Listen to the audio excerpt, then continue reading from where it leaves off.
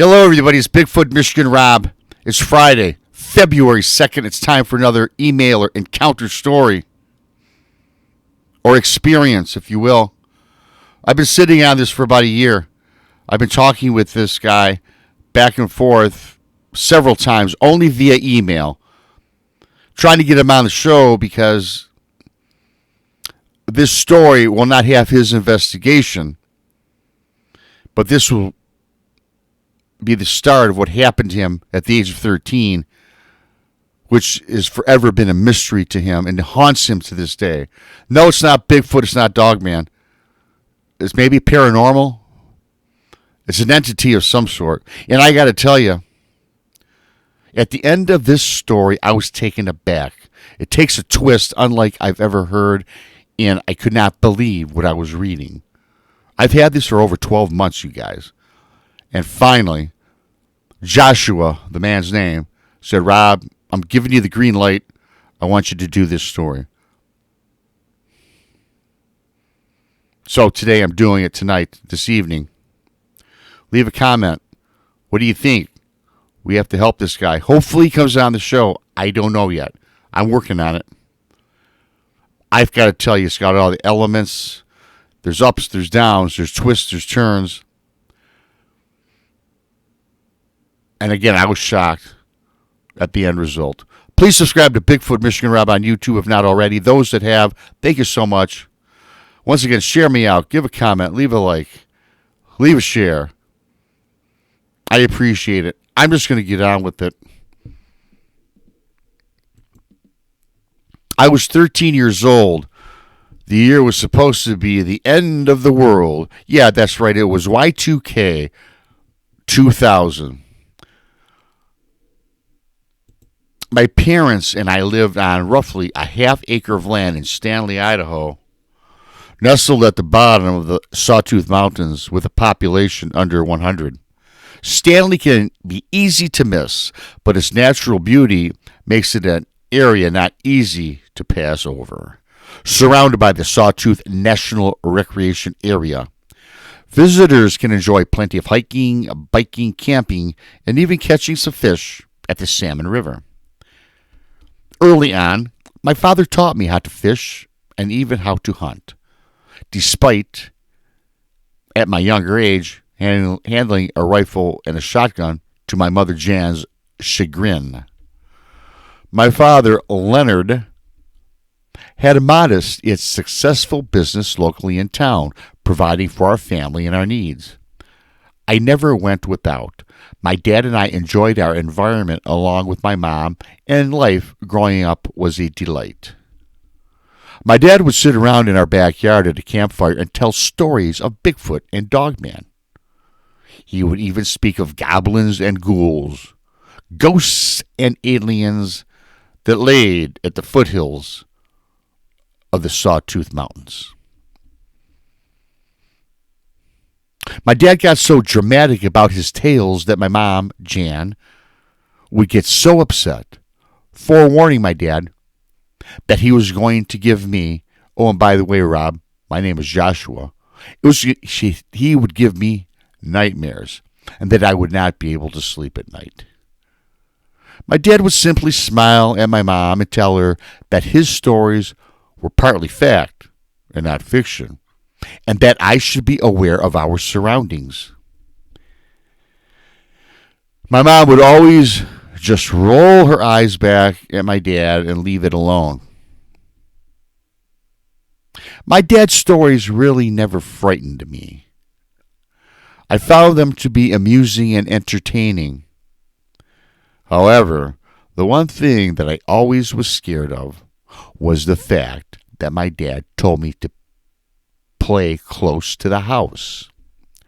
He warned me to never play down by the well or look down into it. The well lay 50 yards or so from the back of our house. He never gave a reason, but he was stern and vigilant with his words. He told me ever since I was old enough to play by myself in our yard, maybe I was 6 or 7, I can't recall how old I was exactly, but I became scared of the well and never drew close. So I did as my dad asked, and I never played near the well until the year that I turned 13. I remember the year prior at 12, I started to plan my visit to the well, but to wait until I was a teenager. That last year, the only thing on my mind was seeing what the big deal was about this well. Why was my dad so frightened? I needed to know. My curiosity was high. The closer my birthday came, the more feverish I began to dwell on this mysterious foundation planted squarely in our yard. Finally, the morning of my 13th birthday was here. My parents planned a special party for me. They invited family and friends. My dad was off to work and my mom was off to cut hair a few miles up the road as she normally did. The past year, my parents felt I was mature enough to handle myself alone at the house. Not to mention, as I stated earlier, this town is kind of like a ghost town. The only person you could count on seeing was our mailman, Henry, on a daily basis. To see actual people, you had to go back into town where Dad worked. With Mom and Dad both gone, my adventure started. It was 10 o'clock in the morning, and off I went to this supposedly dangerous well. I cautiously started my 50-yard trek. The closer I got to the well, the colder my skin grew. It was just my imagination, I thought. Then my nostrils filled with a pungent, foul smell not 20 feet away. I dealt with the smell, and finally I arrived at my long-sought destination. I reached the well, put both hands on top of the stone-laid brick, and looked down inside. The earlier pungent smell now dissipated, and an aroma more like that of rotting flesh and sulfur burned my senses. I seemed hypnotized. I looked deep into the cavern of the well when suddenly a voice spoke. The voice was deep and gravelly, and wicked to be sure. It spoke. "Why do you disobey your father? He now must be punished." Terrified, and somewhat in shock, I spun around as fast as I could and ran directly to my house. I got inside the house, locked the door, scooted to my bedroom, and crawled under the blanket of my bed. It was noon when my mom said, "Wake up, sleepyhead, and happy 13th birthday, teenager." Almost forgetting the earlier event, I was greeted by my dad and several friends and family members downstairs as they sang out happy birthday to Joshua. The day ended, and as the night grew close, I got cold. I was scared. I drifted off to sleep. During the night, I tossed and turned with nightmares of all sorts of monsters and images of death. The words spoken to me from the bottom of the well rang out inside of my head. I woke up crying off to Mom and Dad's bedroom. I was embarrassed. Just one day as a teenager, and here I was sobbing to Mommy and Daddy. My mom and dad asked me what was the matter, and I broke down and told them of the nightmares.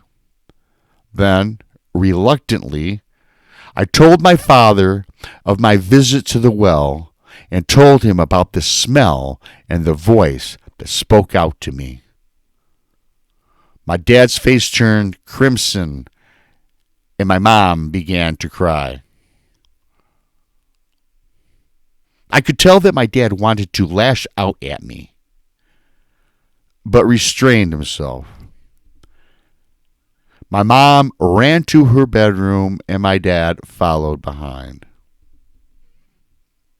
The next morning, my dad was off to work, and my mom stayed home to comfort me and talk about the nightmares and asked what I was doing at the well. I told my mom that I was just curious. Then she told me that my father would have a talk with me when he arrived home from work. It was an hour past my dad's usual arrival to the house. My mom called his work and tried paging my dad with no answer. Yes, this is the year 2000 when pagers were still a thing. My dad never came home. No call. Not a word. Not a friend or family member seen or heard from my dad either. The next morning, with my dad still AWOL, Mom called his work and finally got a hold of his boss, Tony. Tony told my mom that my dad never came into work. My mom and I are now both filled with fear, and my mom is calling everybody that she could think of or have in her personal phone book. I started to fear the worst. I started to think that the well and my disobeying my dad played a part. Especially after those hideous words were spoken. Why do you disobey your father? He now must be punished. A pit grew in my stomach. I had to go to the well. I ran as fast as I could towards the well. Then, like the last time, my skin grew cold and my nostrils filled with that pungent odor. I stopped shy of the well by 1 foot. I took a deep breath, leaned forward. In horror, I shook, I convulsed, I screamed, I yelled. I became nauseated. Then I cried. There, laying at the bottom of the well, was my father. This is where the story ends. I am not going to speculate, offer a theory, or mention what I think happened. I simply can't go any further with this email. Oh, and Rob, in case you're wondering, my dad's car that was gone that morning, supposedly when he went off to work where he never arrived, the car has never been found, or has it been recovered. Thanks, Joshua. I will keep in touch with you, Rob. I told you guys. I told you that I didn't see that coming. I did not see that coming. I'm thinking that, like most of the encounter stories there get, I thought some sort of cryptid would be related. I spoke with this guy a few times via email. He's done some investigation on this. Again, in this email, didn't want to speculate or offer theory. The guy is still shaken up. You figure he was 13 years old in the year 2000. So this is 2024. So this guy's still a young dude. 24 plus what? 13 makes this guy about 37. My heart goes out to this guy. Pure evil. It's got to be pure evil, right? What's going on with this well? Why was the dad so secretive is my question. Why would the mom start crying when her son told her he went to the well? Why didn't the dad just tell the son why? I think the dad knew something about this well that he kept a secret. And that secret was his undoing. That secret now lays at the bottom of this well. And for Joshua, I don't know what he's found out about this. I certainly want to have him on the show. It's a delicate situation. It's a sad story. Give prayers to Joshua. If you like this, give me a like. Share it out. Thanks for subscribing to Bigfoot Michigan Rob. I appreciate each and every single one of you. And until next time, I am BMR, and I am out.